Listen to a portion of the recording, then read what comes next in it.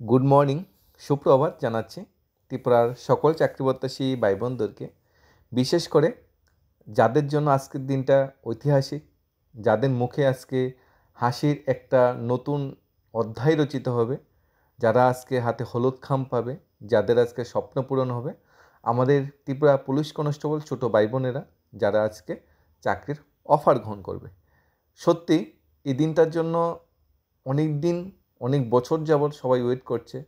Physical ফিটনেসের টেস্টের পরে, ওয়েট করার পরে বা টেস্ট করার পরে আমাদের রিটেন, তারপর আবার ভাইভা, তারপর ফাইনাল মেরিট লিস্ট, তারপর অফার অ্যান্ড জয়নিং। অনেক বড় একটা রাস্তা, অনেক বড় একটা রাস্তা অতিক্রম করে আজকে সবাই এই জায়গায় আসতে পেরেছে। প্রথমত রাজ্য সরকারকে ধন্যবাদ জানানো উচিত। রাজ্য সরকার স্বচ্ছতাভাবে এবং স্বচ্ছ নিয়োগ নীতির মাধ্যম হিসাবে এই পুরো নিয়োগ প্রক্রিয়াটা কমপ্লিট করেছে। এইভাবে এই যে আমরা অফারের বিষয়টা এখানে তুলে ধরেছি, এটা আগের কোনো অফার জয়েনিংয়ের ছবি আমরা এখানে তুলে ধরছি। ত্রিপুরা পুলিশ কল্যাণ চাকরি প্রত্যাশী ভাই বোনদের হাতেও কিন্তু এভাবে মাননীয় মুখ্যমন্ত্রী অফার তুলে দেবে। মাননীয় মুখ্যমন্ত্রীর হাতে অফার তুলে দেওয়ার সময় কিন্তু তোমাদের নিজস্ব ফ্যামিলি ভাই বোন বা মা বাবা রিলেটিভ যারা আছে তাদের কিন্তু সবাইকে নিয়ে এই অফার গ্রহণ অনুষ্ঠানে যাওয়া যাবে এবং যাওয়ার জন্য বলা হয়েছে। এখানে স্বচ্ছ নিয়োগ নীতির মাধ্যম হিসেবে আমরা আগেই মুখ্যমন্ত্রী এবং সরকারকে ধন্যবাদ জানিয়েছি। কারণ বিগত সময়ের যদি আমরা দেখতাম, গত সরকার বা গভর্নমেন্টের সময় পুলিশ কনস্টেবল নিয়োগটা টোটালি ভাইভা এবং ফিজিক্যাল ফিটনেসের মাধ্যমে নিয়োগ হতো। ভাইভাতে নিয়োগ হওয়ার একটা মেইন সোর্স যেটা থাকে যে সেটা স্বচ্ছ পদ্ধতি নিয়োগ হয় না। বা আমরা যেমন আজকে যারা অফার গ্রহণ করব, যদি ভাইভাতে যদি নিয়োগটা হয়তো আমাদের হাতে অনেকেই আজকে অফার না পাওয়ার খাতাতেই ছিল। কারণ যারা রিটেনে ভালো রেজাল্ট করেছে, ভাইভাতে ভালো রেজাল্ট করেছে, তারাই কিন্তু আজকে এখানে আসতে পেরেছে। তাই এইটা স্বচ্ছ পদ্ধতিতে নিয়োগ হয়েছে, এটা মেনে নেওয়া যায়। তারপর অনেকটা সংগ্রাম লড়াই করে আজকে এখানে আমরা আসতে পেরেছি। তাই সবাইকে অভিনন্দন, ধন্যবাদ জানাচ্ছি। ত্রিপুরা পুলিশে বর্তমানে স্টাফ বা কর্মচারীর ক্রাইসিস অনেকটা বেশি গ্রাউন্ড লেভেলে। কনস্টেবল পদের ক্রাইসিস থেকে শুরু করে তাছাড়া অন্যান্য গ্রাউন্ড লেভেল এসআই থেকে ইন্সপেক্টর থেকে শুরু করে 7,000+ শূন্যপদ আছে, হিউজ নাম্বার শূন্যপদ আছে। সেই শূন্যপদগুলা পূরণ যদিও সরকার চেষ্টা করছে, তাও একসাথে সম্ভব হবে না। কারণ তোমরা আজকে অফার পাওয়ার পর নতুন করে আবার অ্যাডভার্টাইজমেন্ট বেরোবে 916 জনের, তারপর তারা আবার সেইভাবে প্রস্তুত হবে। তাই একটু সময় তো লাগবে নতুন করে আবার প্রসেস শুরু করে। তারপর স্পেশালিস্ট যদি ভাই বোনরাও আছে, তারাও অফার জয়েনিংয়ের জন্য ওয়েট করছে, হয়তো তাদেরও একটা খুশির দিন আজকালকার বা এই মাসের ভিতরে আসতে পারে। সব কিছু মিলে পজিটিভ ওয়েতে চলছে, সরকার পজিটিভ ওয়েতে চলছে। এখন আসি মূল বিষয়, তোমরা সবাই প্রস্তুত তো?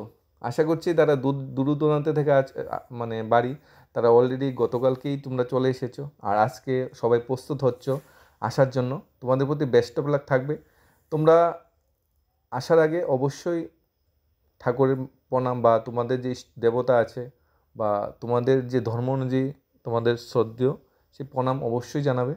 এবং মা বাবার আশীর্বাদ নিয়ে বেরোবে, মা বাবাকে সাথে নিয়ে বেরোবে। কারণ মা বাবা যেন তোমার অফার গ্রহণটা দেখবে বা তুমি যে অফার নেবে মাননীয় মুখ্যমন্ত্রীর হাতে বা সেই সময়ের জন্য অফার গ্রহণ করবে, সেই যে মুহূর্তটা, সেটা অবশ্যই মা বাবা সামনে থাকলে সেই মুহূর্তটা এনজয় করাটা বা ভাই বোন বা রিলেটিভ সাথে থাকলে এনজয় করাটা আরও মানে খুব সুখবর বা ঐতিহাসিক হয়। তাই আশা করছি তোমরা সবাই তোমাদের কাছের মানুষদের অবশ্যই সেই অফার গ্রহণ অনুষ্ঠানে নিয়ে যাবে এবং যাওয়ার জন্য সরকার থেকে অনুরোধ করা হয়েছে। এখন কোশ্চেন হলো, আগে আমাদের অফার গ্রহণ বন্টন করা হতো পোস্ট অফিসের মাধ্যমে। এখন কিন্তু আর পোস্ট অফিসের মাধ্যমে অফার বন্টন করা হয় না। এখন ডাইরেক্টলি মাননীয় মুখ্যমন্ত্রী বা যে দপ্তরের মন্ত্রী আছে তাদের হাতে অফার বন্টন করে। এপ্রিল মাসে 2টা চাকরির অফার, 3টা চাকরির অফার বন্টন করা হয়েছে। টিপিএসসি ছিল একটা ছিল আমাদের কোঅপারেটিভ ব্যাংক, আরেকটা কোঅপারেটিভ ব্যাংক, পাশাপাশি টিপিএসসি অন্যগুলো ছিল। পাশাপাশি শিক্ষক নিয়োগের একটা অফার বন্টন করা হয়েছে, সবগুলোতেই মাননীয় মুখ্যমন্ত্রী উপস্থিত ছিল। এবং আজকে হলো লাস্ট অফার বন্টন অনুষ্ঠান। এরপরে ত্রিপুরা সরকার হয়তো অফার বন্টনের মতো কোনো আর স্কোপ নেই। এরপর যখন মেরিট লিস্ট প্রিপেয়ার করা হবে তখন আবার অফার বন্টন করা হবে। অফার বন্টন পোস্ট অফিসের মাধ্যমে হতো, কারণ তখন এর অফার বন্টনের প্রক্রিয়াটা এরকমই ছিল। কিন্তু বর্তমান সেন্ট্রাল গভর্নমেন্টের জবের ক্ষেত্রে আমরা দেখছি চাকরির মেলা বা জব মেলা অনুষ্ঠিত করেই অফার বন্টন করা যাক, এটা নতুন একটা ট্রেন্ড। মাননীয় মুখ্যমন্ত্রী বা মাননীয় মন্ত্রিসভার সদস্যরাও খুশি আর আমরাও খুশি, কারণ আমরা মন্ত্রীর হাত থেকে বা এক বিরাট বড় অনুষ্ঠান মাধ্যমে আমরা অফারটা গ্রহণ করব। অফার গ্রহণ অনুষ্ঠান 11:30টার ভিতরে শুরু হয়ে যাবে, 13/5/2025 আজকের ডেটে রবীন্দ্র শতবার্ষিকী ভবন হল নাম্বার 1-এ তোমাদের যাওয়ার স্থান করে দেওয়া হয়েছে। সেখানে বসার স্থান, রেজিস্টারকৃত স্থান, তুমি যখন যাবে ভ্যালিড আইডেন্টিটি প্রুফ, তোমার এডমিট কার্ড তো অবশ্যই নিয়ে যেতে হবে। আমরা বলবো তোমাদের যা যা যা ডকুমেন্ট আছে সব কিছুই নিয়ে যাও, একটু বেস্তে ডকুমেন্ট থাকলে হাতে কোনো সমস্যা নেই, তবে এডমিট কার্ড আর তোমার একটা আইডেন্টি প্রুফ হলেই কিন্তু এখানে যথেষ্ট। তারপর তোমাদের মেইন যে রিজনটা থাকবে, এখানে 900+ ক্যান্ডিডেটের হাতে তো অফার তো আর মুখ্যমন্ত্রী তুলে দেবে না, বা দপ্তরের যে আধিকারিকরা আছে বা ডিজিপি আছে উনি তো তুলে দেবেন না, হয়তো 15 থেকে 20টা অফার তারা আধিকারিকরা তুলে দেবে। বিরাট বড় একটা প্রোগ্রামের মাধ্যমে বিরাট বড় একটা বক্তৃতা থাকবে মাননীয় মুখ্যমন্ত্রীর, সম্মানসূচক একটা বক্তৃতা থাকবে, সেই বক্তৃতার মাধ্যমে হয়তো অফার তুলে দেবে 15 থেকে 20 জন। বাকির জনের হাতে অফার বা একটি ফুল, অনেক বেশিরভাগ চাকরি অপ্রত্যাশী ভাই বোনদের হাতে ফুল তুলে দেওয়া হয়, একটা ভালোবাসার প্রতীক হিসেবে গোলাপ ফুলও তুলে দেওয়া হয়। তারপর সাথে মিষ্টি তো থাকবে, এটা জাস্ট রিফ্রেশমেন্টের ব্যবস্থা তো সেখানে থাকবেই, জল বা মিষ্টি টিফিন যে রিফ্রেশমেন্টের ব্যবস্থা, সাথে অফার। তখন তোমরা যারা মুখ্যমন্ত্রীর হাতে অফার অলরেডি সিলেক্টেড হয়েছে, যারা যারা মুখ্যমন্ত্রীর হাতে অফারটা গ্রহণ করবে, আর বাকিদের সবাই মানে অনুষ্ঠান পর্ব শেষ হওয়ার পরে একটা রেজিস্টারকৃত টেবিল আগে থেকেই গোছানো আছে, সেখান থেকে তোমার আইডি প্রুফ আর তোমার এডমিট কার্ড দিয়ে তুমি অফারটা কালেক্ট করবে। অফার কালেক্ট করার পর আরেকটা যেটা অপশন থাকে জয়েনিং, অফারের ভিতরে কিন্তু অনেকগুলো ডকুমেন্ট থাকে। যখন অফার তোমরা পাবে, অফারের কীভাবে জয়েনিং প্রসেসটা কীভাবে হয় সেটাও আমরা আলোচনা করবো। আজকে জাস্ট একটু সিম্পল বলে দিচ্ছি, হলুদ খামের অফারের ভিতর অফারের ডিটেলস থাকে, তোমার নাম, তোমার অ্যাড্রেসের উপর ভিত্তি করে তোমাকে অফারটা দেওয়া হচ্ছে, এবং রেগুলার পোস্টে রেগুলার চাকরির অফারটা দেওয়া হচ্ছে, না ফিক্সড পে কোনো গল্প নেই। তারপর সেটাতে মেডিকেল ফিটনেসের একটা অপশন আছে, সেটা তুমি মেডিকেল অফিসারদের করাতে হবে। বিভিন্ন district hospital, sub division hospital বা বিএম, আমাদের আইজিএম বা জিবি হসপিটাল অ্যাভেলেবেল আছে, সেখান থেকে তো সার্টিফাই করতে হবে তুমি চোখে দেখো কি না, কথা বলতে পারো না, এইগুলো জাস্ট মেডিকেল ফিটনেস যেটা। আর যদিও আগে হয়ে গেছে, কিন্তু তারপর অফারে এটা এনক্লোজ থাকে। তারপর তোমাদের অনেক সময় অফারের সাথে তোমাদের যে পুলিশ স্টেশন ভেরিফিকেশন সেই বিষয়টা থাকে, তবে এই বর্তমান সময়ে সেটা হবে না, এটা আরও পরে হবে।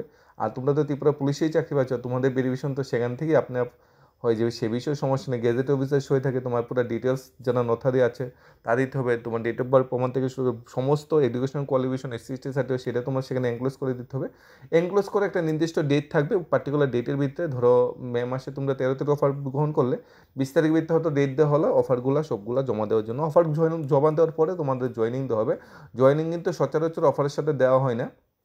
আগে চাকরির ক্ষেত্রে অনেক সময় অফারের সাথে জয়েনিং দেওয়া হতো, অর্থাৎ অফার দিলে অফারে লেখা থাকলে তুমি জয়েনিং করো, কোথায় গিয়ে জয়েনিং করো, ওই ট্রান্সফার, কোথায় তুমি ট্রান্সফার, কোথায় তোমার জয়েনিং, পার্টিকুলার একটা অফিস দিয়ে দিলে সেই অফিসে গিয়ে তুমি জয়েন করলে, হয়তো সেটা মোহনপুর হতে পারে, সেটা এটা দলাই ডিস্ট্রিক্ট হতে পারে বা কাঞ্চনপুর, কিংবা এটা সাউথে হতে পারে, যে কোনো অফিসে। কিন্তু বর্তমানে অফার দেওয়া হয়, অফার দেওয়ার পর সেই অফার অ্যাকসেপ্টেড করা হয়, অ্যাকসেপ্ট করার পর তুমি অফারটা জমা দেবে সমস্ত ফিল আপ করে, সমস্ত ডকুমেন্ট এনক্লোজ করে। তারপর তোমাকে অফারের জয়েনিংয়ের পার্টে পরে আসবে, তারপর তোমার হাতে জয়েনিং, তুমি কোথায় পোস্টিং, জয়েনিং বলতে তুমি কোথায় প্লেস অফ পোস্টিং তোমাকে দেওয়া হবে, তারপর সেখানে গিয়ে তুমি জয়েন করবে। এটা বিস্তারিত থাকে, মানে ডিটেলসটা এইভাবেই থাকে। আর পর যদি কোনো ডিটেলসে কোনো চেঞ্জ হয় তারপর তো আমরা আসছি, এটা আমরা সর্বজনীন একটা ডিটেলস যেটা সেটাই আমরা তোমাদের সাথে শেয়ার করলাম। এবং অফার, জয়েনিং এবং নেক্সট যে কারিকুলাম, তোমাদের স্যালারি, প্রথমত স্যালারি তোমাদের প্রায় 30,000-এর কাছাকাছি তোমাদের গ্রস স্যালারি হয়ে যায়, যদি এটার সাথে তোমরা রেশন অ্যালাউন্স বা ডেস অ্যালাউন্স যেটা যদি যোগ করো, যেখানে একজন ওই গ্র্যাজুয়েট টিচার থেকেও তোমাদের স্যালারিটা অনেকটা বেশি থাকবে প্রাথমিক অবস্থায়, কারণ ফিক্সড পে বলে কোনো গল্প নেই। আর আমরা তোমাদের প্রতি একটা মানে রিকোয়েস্ট থাকবো, তোমরা যেভাবে স্বচ্ছ পদ্ধতিতে চাকরি পেয়েছো এইভাবে স্বচ্ছতা মেনটেন করো। তোমাদের দেখে সত্যিই গর্ববোধ হয়, কারণ তোমরা সত্যিই ত্রিপুরার ট্যালেন্টেড, একদম উপরের লেভেলে যারা ট্যালেন্টেড ছেলেমেয়েরা আছে, যারা একদম বাড়িতে বসে সুন্দরভাবে পড়াশোনা করেছে, পড়াশোনার সাথে পড়াশোনার তাল মিলিয়ে কঠিন পরীক্ষায় কোয়ালিফিকেশন করে এত সংখ্যক কেন্দ্রের সাথে লড়াই করে এতটাকে এগোতে পেরেছো। তারপর ভাইবার কম্পিটিশন, ফিজিক্যাল ফিটনেস কম্পিটিশন তাকে করেছো, এতগুলো কম্পিটিশন করে তোমরা এখানে এগোতে পেরেছো, তাই তোমাদের সবাইকেই অভিনন্দন জানানো দরকার। আশা করছি তোমাদের ফিউচারটা আরও সাকসেস হবে এবং ভবিষ্যতে তোমরা আরও উপরের দিকে যেতে পারবে। তোমাদের ভবিষ্যতের জন্য শুভকামনা থাকবে। আর আমরাও খুব এক্সাইটেড আজকের অফার বিলি বন্টন অনুষ্ঠানের উপর, আমাদেরও চোখ থাকবে, কারণ আমরাও অনেক দিন ধরে এর সাথে জড়িত ছিলাম। খুবই ভালো লাগছে, এত বড় একটা প্রসেস, এত বড় লম্বা একটা প্রসেসের ইতি আজকে শেষ হবে। ধন্যবাদ সবাইকে। Study job Tripura YouTube channel.